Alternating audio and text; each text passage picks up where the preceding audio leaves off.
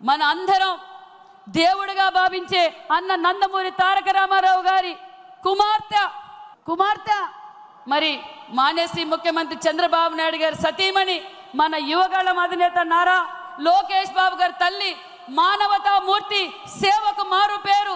ఒక పక్క విద్యా వ్యవస్థలు కావచ్చు, ఒక పక్క మానవ సేవ కావచ్చు, హెరిటేజ్ కంపెనీ కావచ్చు, వేలాది మందికి ఉపాధి కల్పిస్తూ తాను ఏ రోజు రాజకీయాల్లోకి రాలేదు.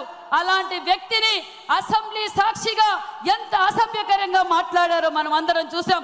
ఆ రోజు తెలుగు తమ్ముళ్ళు ఆంధ్రప్రదేశ్లో ఉన్న మహిళలు, అదే విధంగా మరి తెలుగు రాష్ట్ర ప్రజలందరూ ఏ విధంగా బాధపడ్డారో మీకు తెలుసు.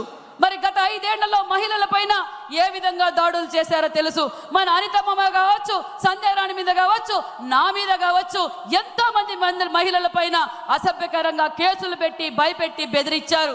నిజంగా ఈ 5 సంవత్సరాల్లో స్త్రీ శక్తి ఏ విధంగా పనిచేసిందో జగన్మోహన్ రెడ్డికి ఓటు ద్వారా చూపించారు ఆ రంగుల రెడ్డి కన్న విషయం కూడా మీకు తెలియజేస్తున్నాం.